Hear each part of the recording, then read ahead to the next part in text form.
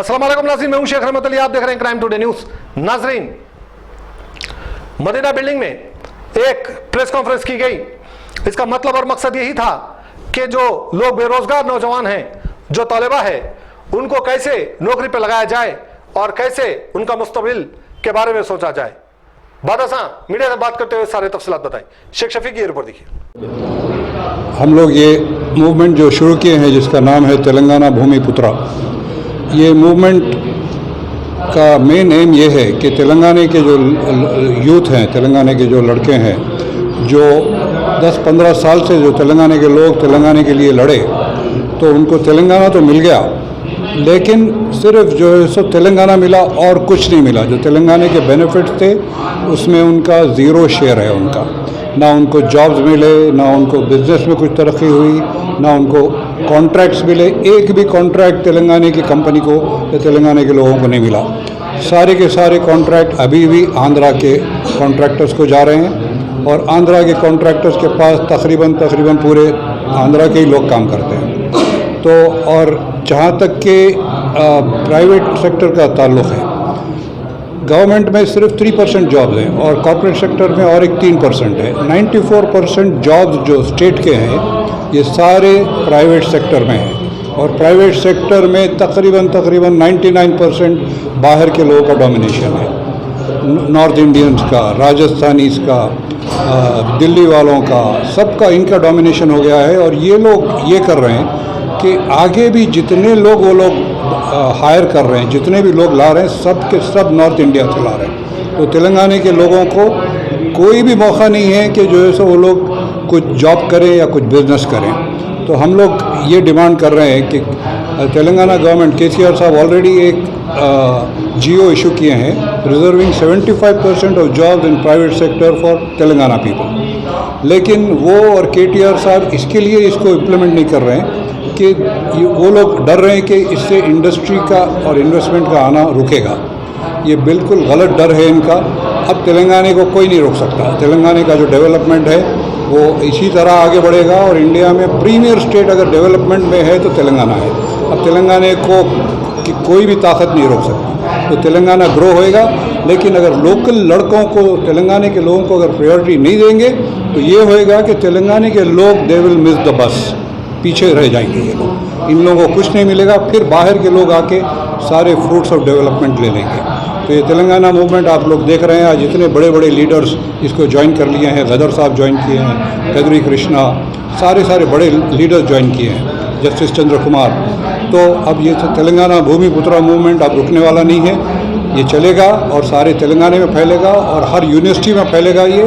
और जब तक जो है सो तेलंगाना के लोगों को अपना हक नहीं मिलता, हम लोग इसके ऊपर काम करते रहेंगे। शुक्रिया। मौजूद भी तेलंगाना की आवाम के साथ, बिलखुसूस नौजवानों और स्टूडेंट के साथ में कहीं पर भी किसी किस्म की कोई इंसाफी नहीं हो रही है। इन तमाम चीज़ों को मद्देनज़र रखकर हम तमाम दानिश्वरों तेलंगाना मिलकर एक तंजीम बना रहे हैं जिसका नाम है तेलंगाना भूमिपुत्रा। यानी उसका अनुमान तेलंगाना भूमिपुत्र देने की अहम वजह यह है कि तेलंगाना के अंदर ट्रेड मार्केट जितनी है वो तमाम राजस्थानियों के हाथ में है, गोल्ड मार्केट पूरी राजस्थानियों के हाथ में, इलेक्ट्रॉनिक मार्केट पूरी गुजरातियों के हाथ में, रियल इस्टेट पूरा आंध्रा वालों के हाथ में, कैपिटलिस्ट पूरे आंध्रा वाले हैं। यानी कि तेलंगाना बनकर 6.5 साल होने के बावजूद भी आज भी तेलंगाना की आवाम वैसी है जो पिछले आंध्रा हुक्मरानी में थी। लिहाजा इन चीज़ को ख़त्म करने के लिए हम तेलंगाना के नौजवानों को हर शुबे में 50% तहफ़्फ़ुज़ देना और सोर्सेस जो तेलंगाना के जितने भी रिसोर्स हैं उसके अंदर उनको मुकम्मल हक देना, इसके लिए हम तेलंगाना भूमिपुत्र का क़याम अमल में लाए हैं। आज हम यहाँ पर दूसरी राउंड टेबल करे हैं। ये पहली दानिश्वरों की थी, ये दूसरी स्टूडेंट्स और नौजवानों की थी। इसके बाद हम लोग पैम्पलेट्स बना के पूरे तेलंगाना की यूनिवर्सिटीज़ के अंदर जाकर स्टूडेंट्स को हम ये समझाएंगे और ये बताएंगे कि तुम्हारे हक क्या है और हक को कैसा हासिल करना। इसको हम एक मूवमेंट बनाएंगे, एक तहरीक बना के पूरे तेलंगाना में हमें तहरीक चलाएंगे। जब तक तेलंगाना के तमाम आवाम को उनके हुकूक नहीं मिलेंगे, जब तक हम ये लड़ाई लड़ेंगे। क्योंकि आप तमाम लोगों को अच्छी तरीके से मालूम है कि तेलंगाना रियासत के लिए सबसे ज़्यादा कुर्बानियाँ तेलंगाना के स्टूडेंट ने दी। 1100 हमारे बच्चे शहीद हुए, उसके बावजूद भी उनके लिए कोई भी ये हुकूमत बनने के बाद में उनके लिए कोई फ़ायदा के लिए कोई ऐलान नहीं हुआ। और ख़ुसूसकर यहाँ पर जो इकनॉमिकली जो पोजीशन है तेलंगाना के नौजवानों की, तेलंगाना की आवाम की, इसके ऊपर हुकूमत कोई तवज्जो नहीं दे रही। खासकर जैसे फाइनेंस कॉरपोरेशन से कोई भी इंडस्ट्रियल के लिए तेलंगाना के आवाम को कोई फाइनेंस नहीं दे रही। यहाँ तक कि माइनॉरिटीज़ के लिए तेलंगाना माइनॉरिटीज़ फाइनेंस कॉरपोरेशन था, तेलंगाना बनने के बाद में माइनॉरिटीज़ फाइनेंस कॉरपोरेशन को भी ज़ीरो बना के रख दिए गए, जिसकी वजह से तेलंगाना के नौजवान आज भी बेरोजगार अनएम्प्लॉयड है। सभी सेक्टर कौन से, मतलब प्राइवेट सेक्टर के लिए आप तमाम तेलंगाना के गवर्नमेंट प्राइवेट बिलखुसूस आईटीज़ के यहाँ पर जो बन गए हैं, लोग ये बोल रहे हैं कि भाई यहाँ आईटीज़ बन रहा है तो तेलंगाना तरक्की करता। आप देखिए आईटीज़ के ओनर जितने हैं वो पूरे फॉरेनर्स हैं और वहाँ पर स्टाफ जो है 90% आईटीज़ के अंदर स्टाफ वो पूरा नॉर्थ इंडिया का है। तो आप हमारी ज़मीन लेंगे, करंट हमारा लेंगे, लोन हमारा लेंगे, सब हमारा।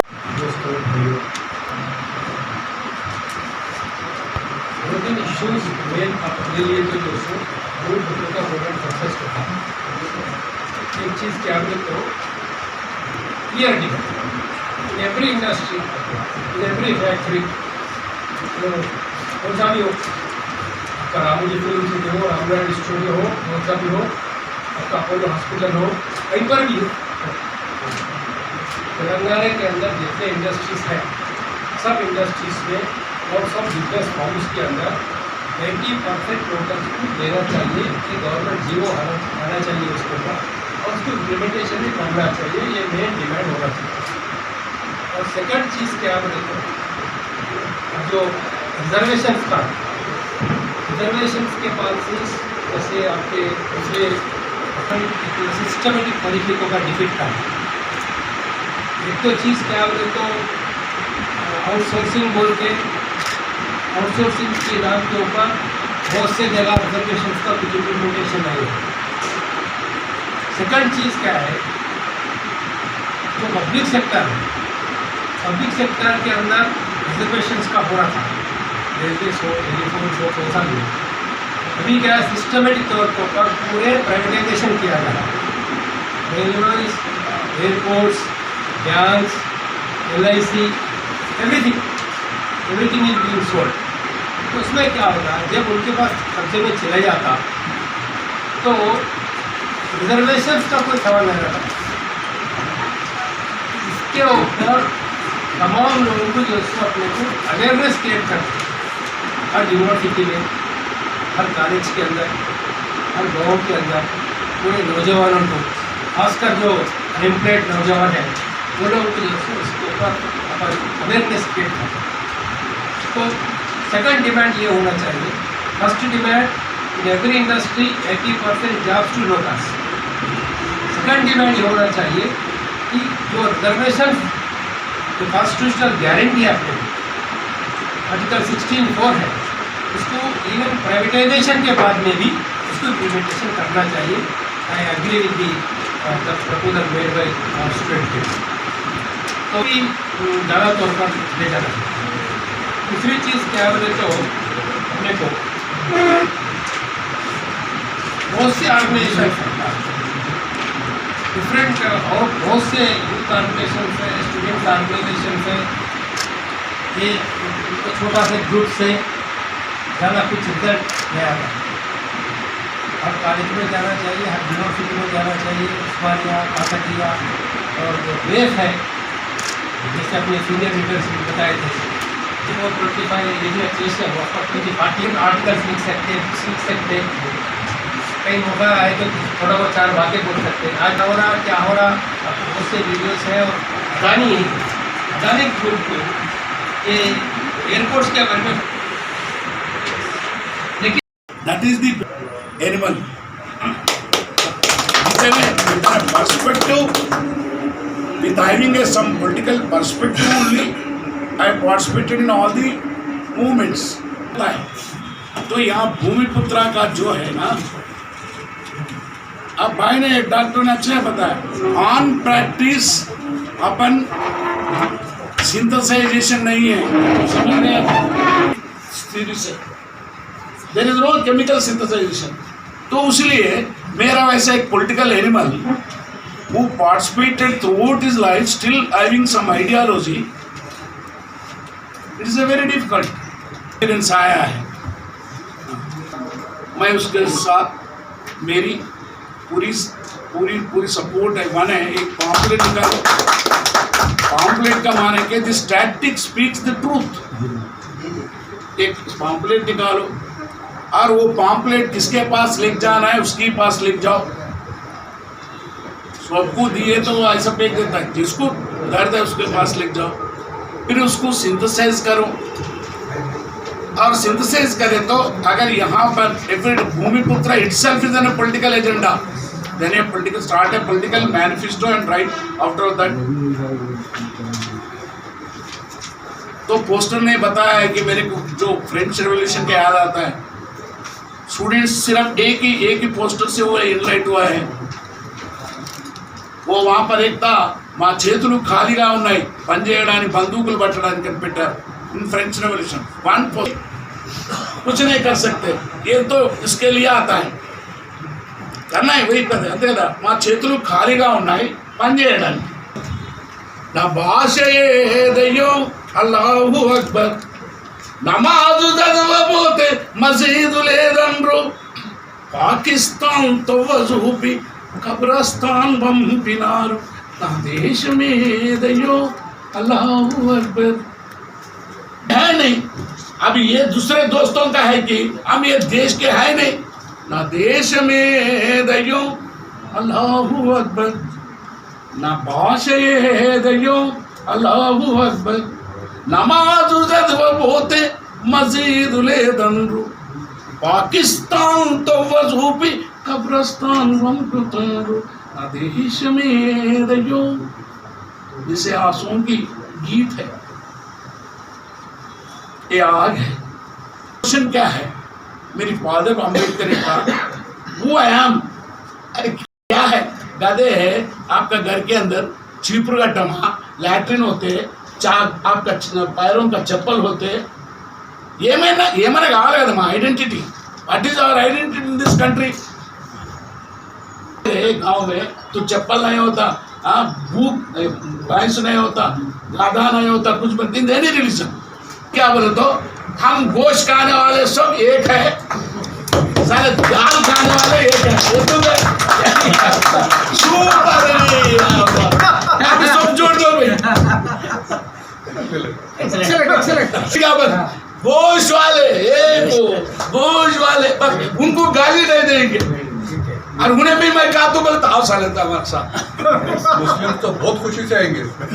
मुस्लिम से हम दोस्तों का एक मीटिंग हुआ अपने वैसा, क्या बोले चोरी करेंगे बोले। अरे इमीडिएटली प्लान कर लेते, कौन नीचे रहना, कौन अंदर जाना, कौन लाना, कहाँ पर देना, अपना घंटे भर होता है ये।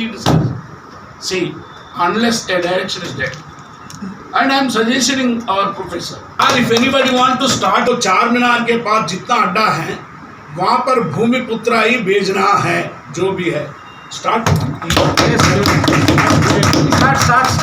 चलो गाँव से यहाँ तक भूमिपुत्र ही भेजना है। नाम पलिदा केंదుకు పోతావా నేను ఒక్కటి చేయరాదు। we have to utilize all these secular things, go to the masjid where the people are coming there, is ours गोश्त खाने वाली है ఏమంటారు కదరే పోయాల गोश्त खाती है हमारा पोषम्मा। so I want to tell which party and what party I am here, don't you know? पर मेरे ऊपर गोली चला है, किसी लिए चला है? मेरा दुश्मन अच्छा जानता है, माई एनिमी इज वेरी गुड।